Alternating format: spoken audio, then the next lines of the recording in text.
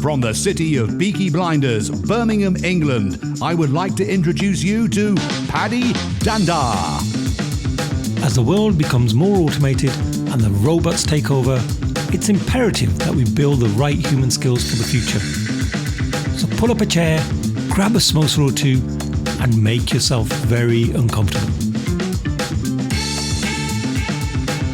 Hey folks, thank you for joining us for another episode of the Superpowers School podcast. I'm your host, Paddy Danda, and in today's episode, I have a colleague, as well as a really good friend, and someone who's an absolute brain box when it comes to learning and leadership. It's the amazing Jill Shepherd, who's our leadership practice director at QA, which is a company I work for by day. Hey Jill, how you doing?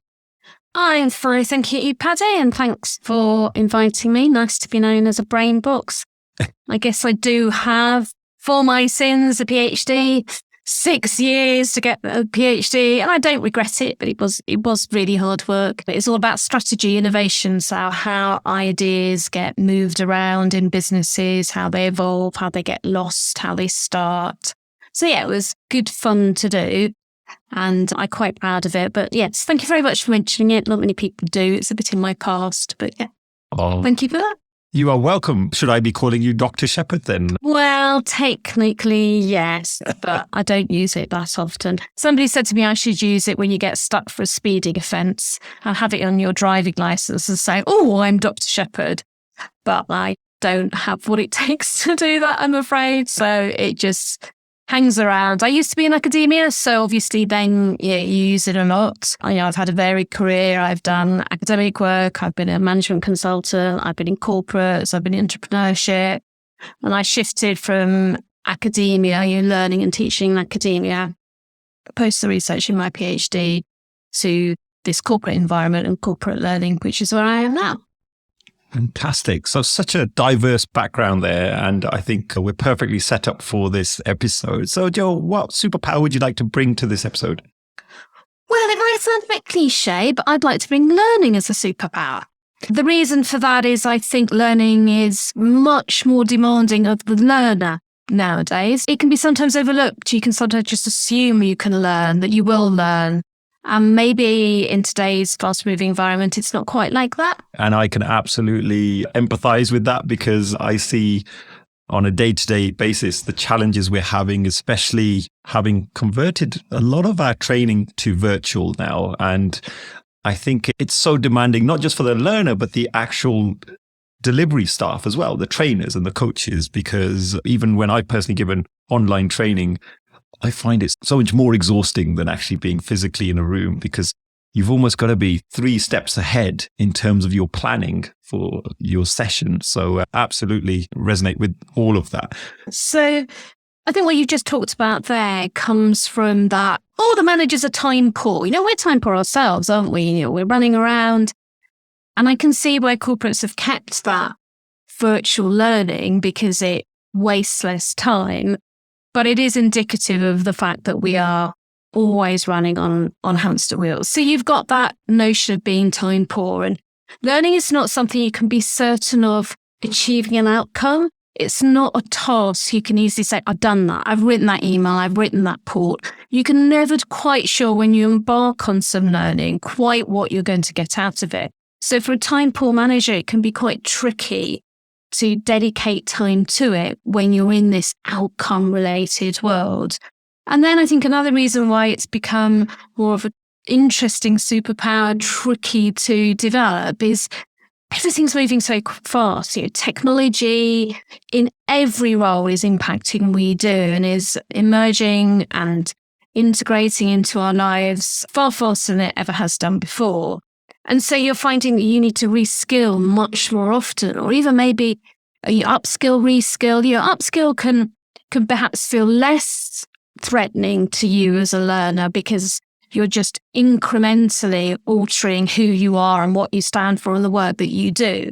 But even then, if you're reskilling, you can find that you've become a master at the top of a pile of a legacy system. And then suddenly that legacy system is no longer. And you're nobody again. So even reskilling can involve quite a lot of reskilling.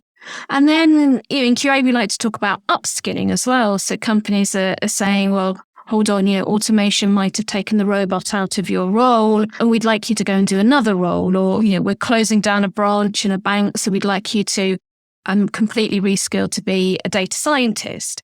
Now that's really tough because, mid-career, you are suddenly learning to adopt a completely different professional identity. And we've never really asked a learner to do that before. We've asked them to do learning that's pretty much core and incremental to their role, and which is also not so related to their career path. So I think that's the last point I'd like to make. Learning is much more something you have to do to keep on top of your career path and to stay ambitious or stay in a role or stay alongside your peers. So you've got that pressure to learn. So you've got this time poor down here, but this pressure to learn here to keep your career going. And yet in between, you're on a hamster wheel as well and dealing with your emails and dealing with that tech and that new thing and this person and your virtual hybrid. All of that makes for a learning environment that's not particularly calm, that you're not ready for, and yet you also know you need. So that's why I reckon it's a superpower that people should look out for because they've not had to think about it before. Yeah, I love the way you've just put that actually with all of those challenges. And I think many of those I probably hadn't even considered. So it's great you've mentioned some of those. I remember when I left university, I was sick of doing exams. And I remember coming out and saying, I'm done with education, never going to sit another exam again. And I just want to start work now. And for a few years, I didn't do any exams. I probably didn't do any training courses for a while. But I think I very quickly learned that actually, how wrong was I? That learning has to be a lifelong initiative that you've somehow got to build passion for. If someone's out there who had that similar mindset to me, what advice would you have for them? What if people did feel like, you know what, I think I've invested you invested 6 years in a whole PhD, and someone says, I'm done with this. What advice would you have for them? Trust me, there were times in my PhD when I thought that, but I kept going. I think a few things off the top of my head. I think I'd first look backwards and say, what was it about that system that made you tired of it? Was it that you couldn't see vocational purpose? Was it that the way in which you were assessed didn't suit you? Was it that you didn't like your teacher? Was it that you were in a family or an environment that didn't support the learning or that overly supported it?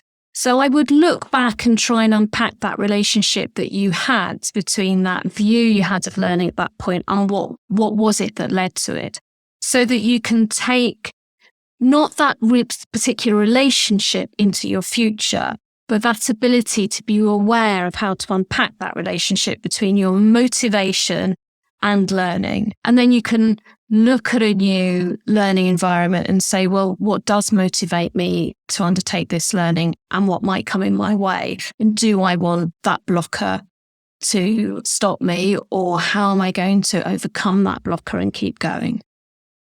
So it sounds like there could have been some reasons why you're feeling like that. And so that brings me on to learning styles. We all have different preferences, and I'm guessing there's not a one size fits all. Could you give us some insight on learning styles?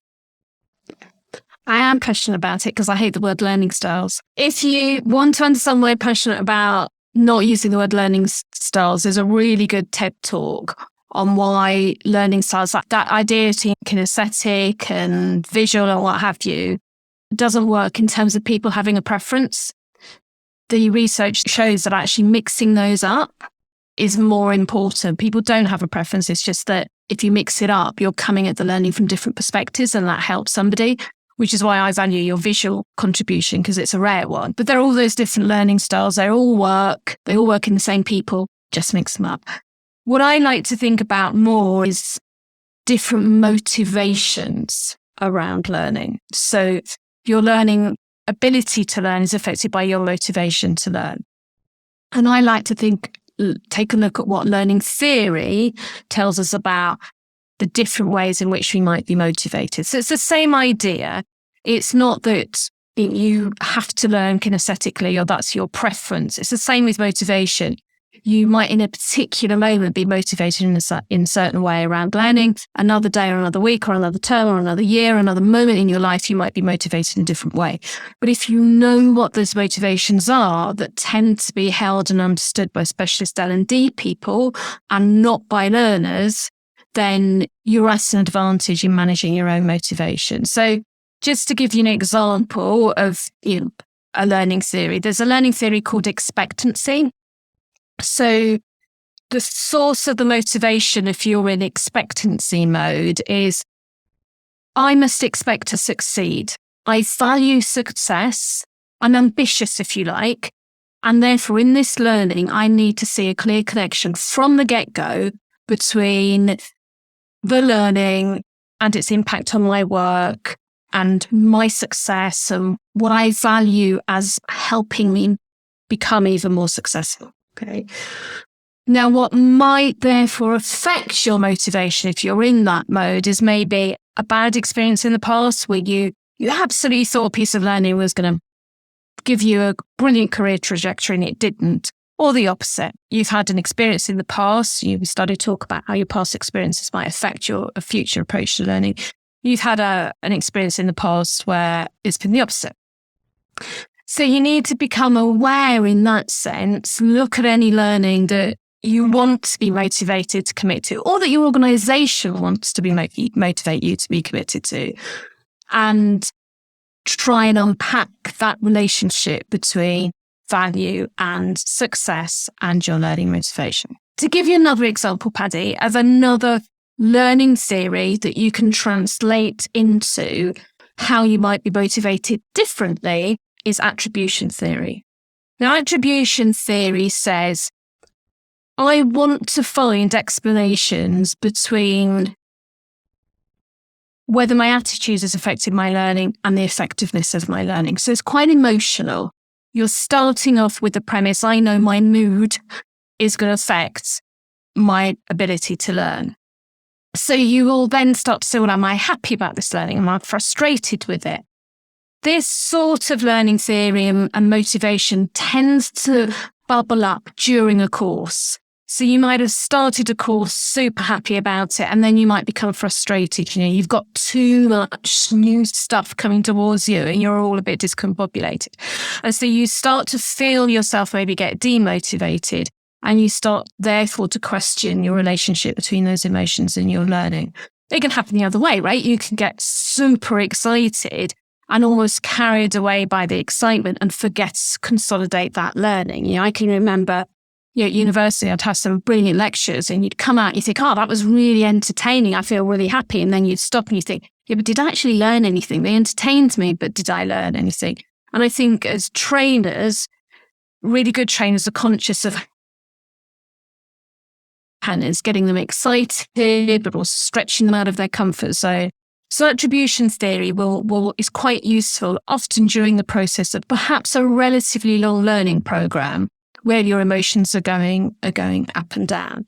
And it's related to what we were talking about at the past. Your emotions might well go up and down if you're being asked by your organisation to reskill and you're super excited about it at the beginning. Oh, I've got an opportunity to radically change my career. I was a bit bored. I'm really up for this change into a software engineer or a data scientist or whatever it is that you're changing into. And it does tend to be technical, especially in our world and in the world we live in at the moment. But you might suddenly hit a brick wall. You're being taught something, you're really struggling to understand it, and suddenly all of that excitement disappears and you're left really demotivated. So in that mode, you can start thinking, well, what are the internal sources of that emotion? What are the external sources? So an external source might be, you know what, that trainer went through that way too quickly. Maybe you're somebody else in the group. We run retrospectives that sometimes look at these learning emotions to help surf these emotions in our learners at QA. And you say, well, if there are lots of people who didn't get that learning because the trainer just went too fast for that group, maybe that are just coming at things from a different angle, then let's all ask that trainer to go through it more slowly. Or now with digital learning, you can maybe we look at a video, or you might have some material in a blended learning scenario where you can reinforce or go back to, some of the places where you can practice your learning in a lab, for example. So that can be really useful to think about your relationship between your emotions and your learning. Another learning theory that, again, you can translate into motivation is social. So for some people, learning is about being there with other people, learning from them, just the social experience of getting excited together, getting confused together, getting baffled. Maybe if you've got a concept that your peer hasn't, been able to teach and coach them. So it's a very much a social experience that you favour, or again, that might be being somewhat imposed on you. So if you know that you are normally a technical person who, just works from home and does your technical stuff, and you don't tend to like socializing, then if a learning is asked of you that is social, you can go into it kind of knowing that will have a different dynamic, and maybe having some strategies that will allow you to cope with it and still learn. And maybe even come out of it thinking, well, actually now I do value social learning more. Maybe it's never going to be what I feel innately comfortable with, but I can go with the flow. I can now know I've got confidence to learn if the learning is very, very social. And so that can just be about being aware whether the learning is social, how you're going to react, and reflectively thinking about whether you reacted in the way that you thought. If social learning is really what you're up for, you much prefer that, then you might like to think if you're doing self-paced learning, how you could maybe do it alongside another person. So, you've got that ability at the end of the day. Oh, have you done that bit of the self-paced? Can I have a chat with you? What did you think about it? If you're being required to do self-paced learning, then you can bring some social learning into it out of your choice and through your own intentionality. Oh, I love that. I think I'm probably more inclined to follow that social learning approach, because I do feel I learn much better when I'm being pushed by other people around me and inspired by other people. I think that's definitely my go-to in many ways, but I guess we're all different. And that relates to your background sometimes, not always, but sometimes. So if you've been in roles where succeeding has involved a lot of team playing, and you're an agilist at heart, so you would migrate naturally to social environments and get that sense of working together as a team, you are likely to have had success in your learning when it has been social, because being social is what being agile is about. So that goes back to that first theory, that expectation theory. You value being a good agilist. You value sharing what it is to be a good agile person with a really broad community of people. So you're therefore thinking, that expectancy theory is working there. Social learning is going to help you become a better agile person, because agile is so much about that community. So you are going to migrate naturally towards them.